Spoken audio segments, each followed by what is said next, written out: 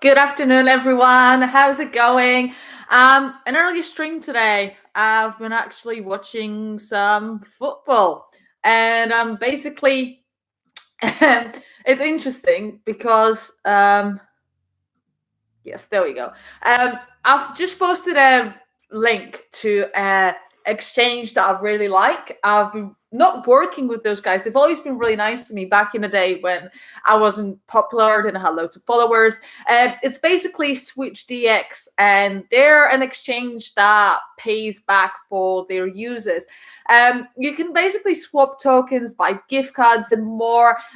Quite a while ago, they've sent me like Uber Eats gift card, but unfortunately, I'm not in the US, so until I go back, I can't actually use it.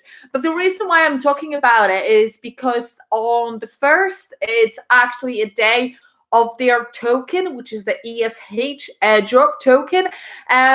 Which's been airdropped today for holders of the exchange. There is also an Ethereum airdrop coming out for the ESH holders coming out shortly. So this is really amazing. So basically what happens is each month on the first, they airdrop 100% of the fees they collect to their token holders. And 50% goes into ESH token holders and 50% goes into DSH holders. So those monthly snapshots happen within like 36 hours of when the month ends. So you always have to make sure that your tokens are in an address you can control, not in an exchange, for so many reasons. So this is one of the exchanges I highly recommend you guys using. And basically what's happening is that the John McAfee DX is actually built on top of the SwitchDEX. So this is quite big, I think. And, John McAfee, he's got his own opinion, like reputation in the cryptosphere. So people either love it or not. But at the end of the day, it is a decentralized exchange. And we know that it's been said this year that centralized exchanges go burn in hell. So I haven't used it personally, the McAfee ones. I've been using the SwitchDEX for quite a while now, and it's absolutely amazing. And if you guys haven't used it yet, then I highly recommend you trying it because to be decentralized anyway. So what I am going to talk about today as well, I've posted the link to there. It'll take you straight to the website. But what I want to talk about is one of the altcoins that is going against the market, and that's basically Chainlink, which provides reliable tamper-proof inputs and outputs for complex smart contracts on any blockchain, basically. And it integrates a new node operator. So TokenView partnered up with Chainlink to provide more data on smart contracts, and the collaboration will enable buying and selling signals on Bitcoin and our favorite altcoins. And there's basically a tweet at which I'm looking at where Chainlink states that by integrating with Chainlink, smart contracts can easily obtain crypto data from TokenView regarding hash rate, large transaction alerts, address tagging, and more. So it's obviously a huge news. Sorry. But what I actually want to focus about is the success of Chainlink. This is huge news. This is an amazing partnership. It's always good to have a partnership. Partnerships don't mean anything, but at the same time, it's good to see that some progress is happening, and it can help with the adoption of the tokens. They're good, even though I just said they're bad. But there are several reasons for why Chainlink is so popular. And the main is the cooperation with Swift. So the rumor has it's been going for a while now. However, supporting evidence has only started to appear. And its being big partners include like Zeppelin OS, Request Network, and Signal Capital.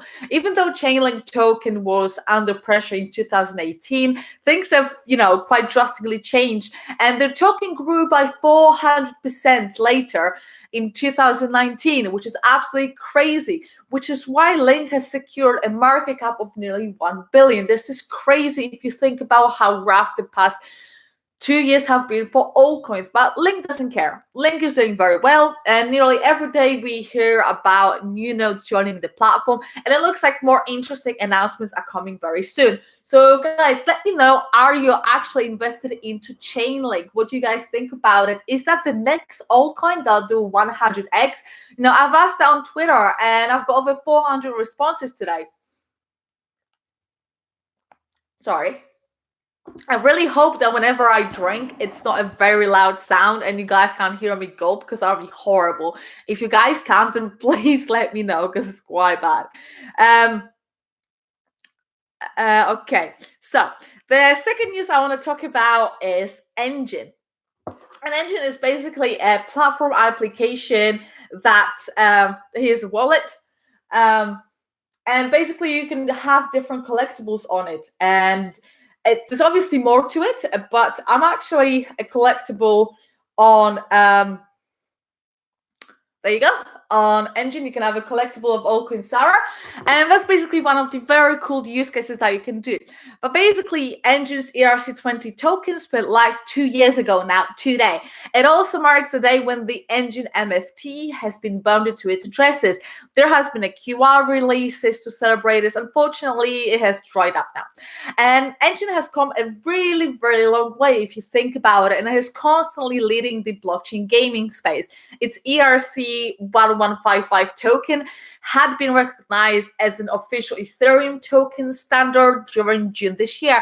And besides, it released its very own marketplace around a month ago, and the community helped this Enjin craft before the release, which is absolutely amazing if you think about the fact that over 1% of the total supply of Enjin is being locked in ERC1155 tokens. And this will undoubtedly increase more games and our partners, which is the whole point of it. And speaking of partners, the company secured an equity investment from blockchain.com a couple of weeks ago. And to make things exciting, it's not related to the briefcases like some of them have been. So this is absolutely amazing, and obviously gaming is a huge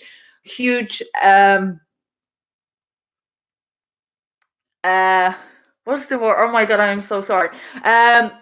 It's a huge industry, and a lot of people think that gaming is actually what's going to bring it into the crypto.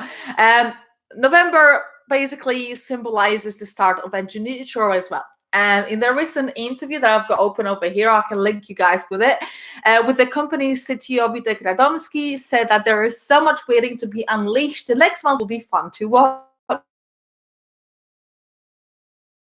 Definitely go check it out. You can have loads of fun collectibles like I have. It's a non-fungible token. So there's a lot of use cases to it. The next news. By the way, I don't like cats. My mom got me this because she thinks it's funny because I don't like cats. So it's a teapot.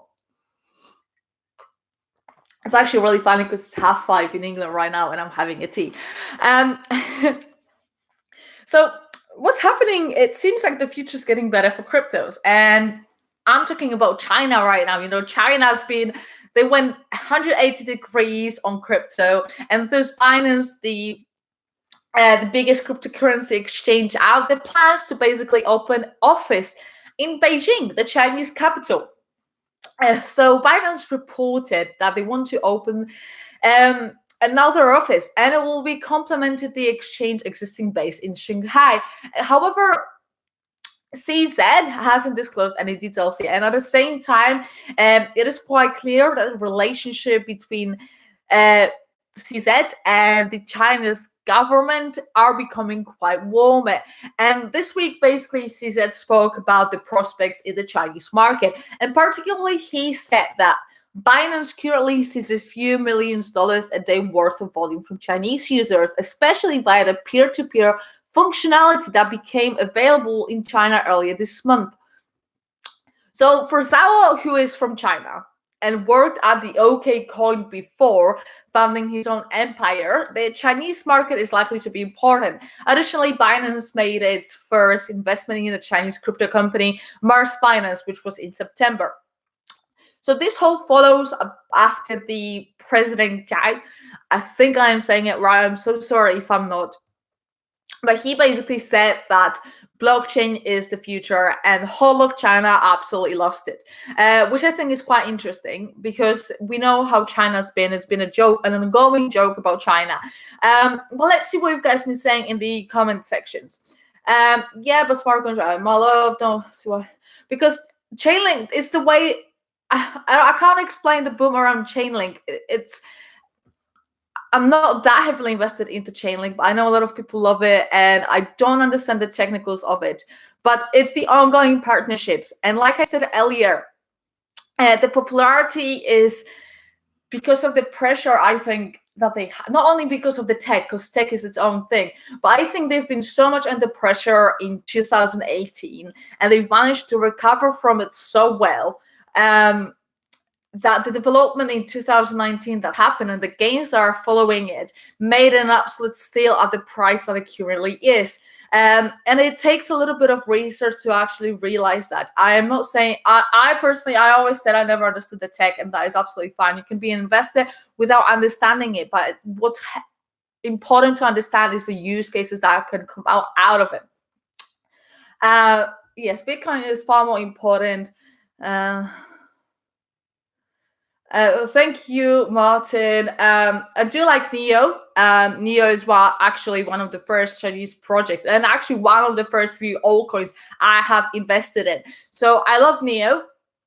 I'm a bit upset actually about them because they've gone quite quiet. They've been seemed like they were focusing on ontology quite a lot, and then they just went quiet.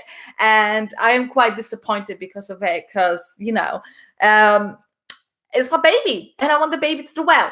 Anyway, guys, so this is an extremely bullish day. Bitcoin is still below 10K. I think it's still below 9,500. Whole of the market seems to be in green. I like to use it on my phone because it's much easier to check. I'm using the Crypto Pro app. Absolutely love it. And basically, it seems like the whole market is actually whole market seems to be in green. There we go. That's always happens. So it's quite a positive day for crypto for once. So Ethereum is still below $200, which is absolutely crazy.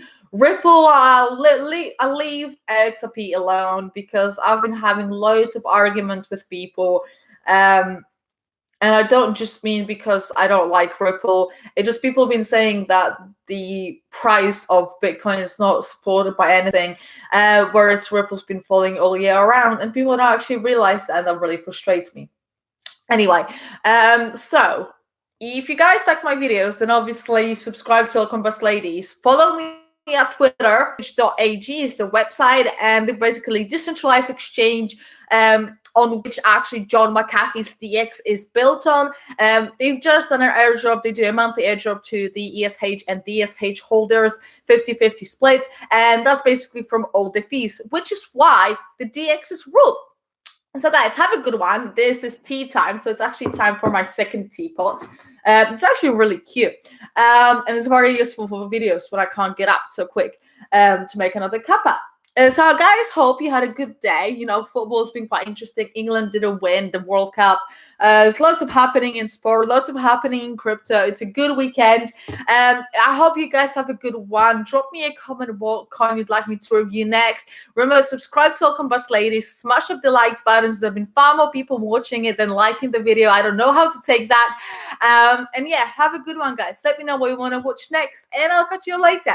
Bye-bye.